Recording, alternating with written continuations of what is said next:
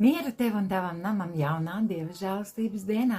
Šis ir vēstījums īsi par galveno. Sākas jauna nedēļa. Es ticu, ka tu piedzīvoji Dieva klātbūtni savā mājā vai dievkalpojumā, lai kur tu arī būtu bijis, ja esi veltījis svētdienu Dievam.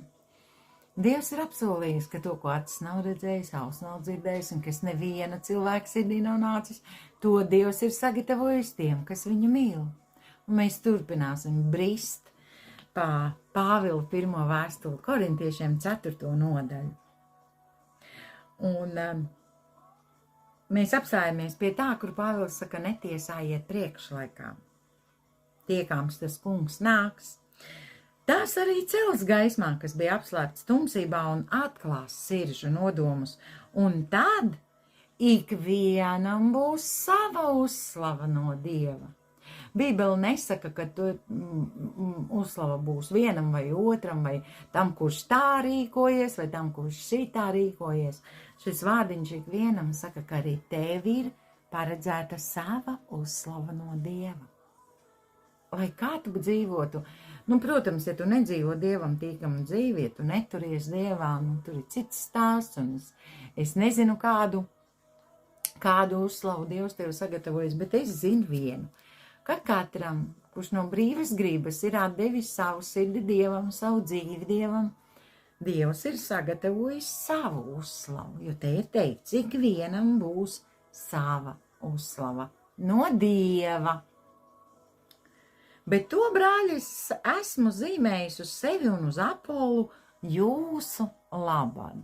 Gribot, negribot, man atkal ir jāpieskaras tam komentāram, kur bija teikts, ka Nātans Moris sludina biznesa dēļ. Tur bija teikts savādāk, es zinu. Tur bija teikts, ka nevajag atbalstīt Nātana Morisa biznesu. Un lūk, ko viņš saka. Netiesājiet priekšlaikā, jo tas kungs cels gaismā, kas bija apslēpts tumsībā, pat ja tas tā ir. Pat ja tā ir, ka tas ir bizness, tā nav mūsu darīšana. Netiesāsim priekšlaikā.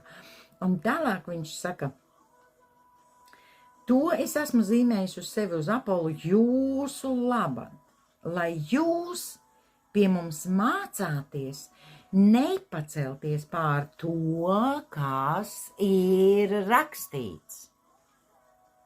Pie mūsu Dieva vīriem, kas ir mūsdienās, mums ir jāiemācās nepacelties pār to, kas ir rakstīts. Nav mūsu darīšana, kam viņi kalpo, velnam vai Dievam.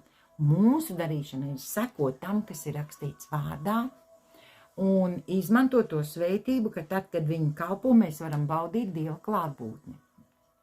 Tālāk viņš saka, lai jūs viena cilvēka dēļ neuzpūšaties pret citu. Bija laiks, kad man ir jāatzīstas, kad es atzinu agri, bet neatzinu modri. Un paldies Dievam, es tiku pasargāta no tā, ka es uzpūstos uz modri. Bet Dievs izkārtoja tā, ka es esmu tieši modra draudzē un neagra draudzē. Dievs tā prot sakārtot. Viņš mūs ieliek tajā vietā, kur viņš mūs svētī un kur mums ir labi.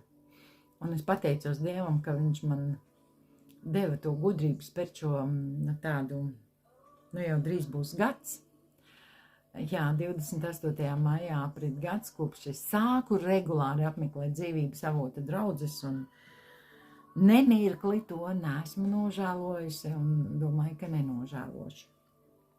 Lūk, un tad viņš saka, ka mums nevajadzētu viena cilvēka dēļ uzpūsties pret citu, jeb citiem vārdiem sakot, nonicināt cita cilvēka sludināšanu. Un es teikšu tā, es nenonēcinu mācītāju, no kur es aizgāju. Kāpēc? Viņš ir savā vietā, un viņš ir Dieva svaidīts, un es pret viņu neesmu sacēlusies. Man nepatika tā viņa frāze, bet šodien es redzu, ka tā ir bijusi man par svētību. Tas ir pamudinājis man spērt šo izlēmīgo soli, un paldies Dievam par to. Es viņu ļoti cienu un pat mīlu ar visu sirdi.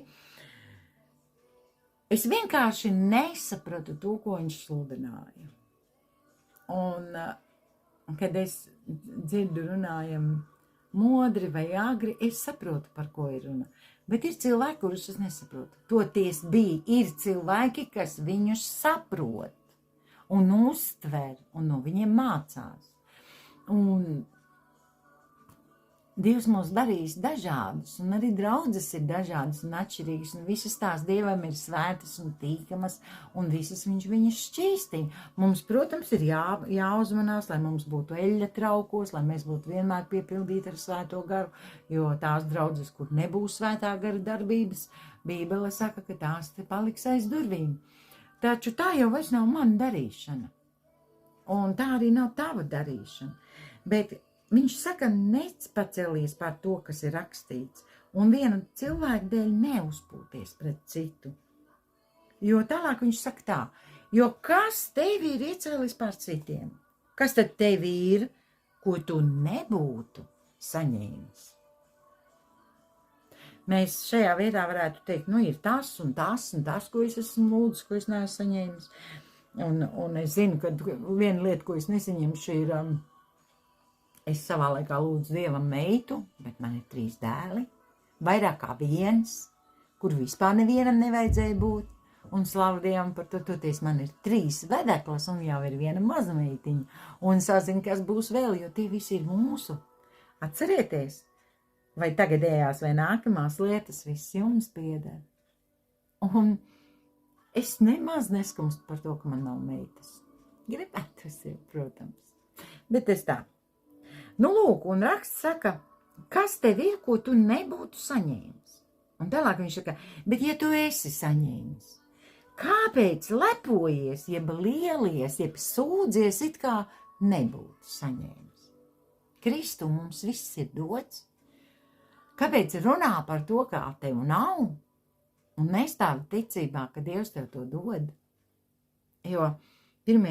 Jāņa vēstulē 5. nodaļā, ja nemaldos 14. 15. pantā, to var izlasīt, ka, ja ticam, tad arī saņemam to, ko esam lūguši. Ja mēs ticam, tad mēs nerunājam par to, kā mums trūkst, vai ne? Mēs ticam, ka Dievs apmierina katru mūsu vajadzību pēc savas godības pilnās bagātības Kristu Jēzu. Tāpēc mums Kristu Jēzu netrūks nekāda labuma.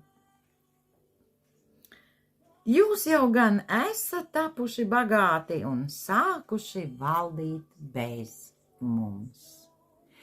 Es nezinu, par ko Pāvils pārmet te korintiešiem, bet viņš tālāk saka, kaut jūs valdītu, ka arī mēs ar jums kopā varētu valdīt. Acīm redzot, ir noticis kaut kas, ko mēs piedzīvojam mūsdienās. Kāds izaug garīgi vairāk par citiem, tā kā man jāsaka arī es, un pārcīs no vienas draudzes uz citu. Un tad ir tā, ka negribas vairs kontaktēties ar iepriekšējiem cilvēkiem. Un, manuprāt, tieši par to šeit Pāvils runā. Viņš ir kaut arī mēs varētu valdīt kopā ar jums, jo mēs esam viena miesa, viena draudze, vienas ģimenes locekļi. Un ziniet ko? Mums vajadzētu draudzēties gan ar katoļiem, gan ar luterāņiem, gan ar pareizticīgiem, neuzspiežot viņiem to, ko zinu es. Lūdzot Dievam gudrību, kā to atklāt. Un patiesi liels prieks ir par tiem, kas tiešām staigā gara dāvanās un gara spēkā. Tas ir tas, ko Dievs no mums visiem sagaida. Un vēl Dievs sagaida, ka mēs visi kopā valdīsim. Un valdīsim ne jau pār cilvēkiem, bet ar savu autoritāti, ar to varu, ko Dievs ir devis mums. Mēs valdām pār situācijām, pār ļauniem gariem pasaules telpā. Mums ir dota uzvara pār viņiem. Atver Lūkas 10.19. Lūkas evaņģēlijas 10. nodaļa 19. pants. Tas ir pants, kas ir rakstīts tev. Tāpēc valdīsim kopā ar visiem brāļiem un māsām un neskatīsimies. Es daudzus gadus nicinoši skatījos uz luterāņiem, daudzus gadus skatījos nicinoši uz katoļiem, un šodien saku, Dievs piedod, jo mēs visi esam viens. Un visi mēs esam Dievam svarīgi, vērtīgi, dārgi un ar Jēzus asinīm atpirkti. Pie tā visa mēs visi Dievam esam svēti, un Dieva gars mūsos visos mājo. Tāpēc skatīsimies uz citiem tā, kā skatās Dievs, lai mēs būtu Dievam tīkami un citiem par svētību. Tēvs, es Tev pateicos. Lūdzu, piedod, Kungs, ka es esmu uz citiem brāļiem un māsām, kas arī ir Kristū, kas arī Tev pieder, skatījusies ar nicinājumu, ar nepareizu attieksmi dzīvojusi, Tēvs. Es lūdzu, piedod man to. Šķīsti mani no šīs netaisnības un palīdz man uz Taviem bērniem skatīties kā uz tādiem, kas Tev pieder, kas ir Tavējie un kas ir arī manējie. Es pateicos Tev, Tēvs, par šo jauno nedēļu, kurā Tu mūs ieved un kurā Tu visu sakārto. Es uzticos Tev, es paļaujos uz Tevi, un es tveros Tev pie rokas un eju kopā ar Tevi, gan šajā jaunajā dienā, gan tajā jaunajā nedēļā. Jēzus vārdā. Āmen. Āmen.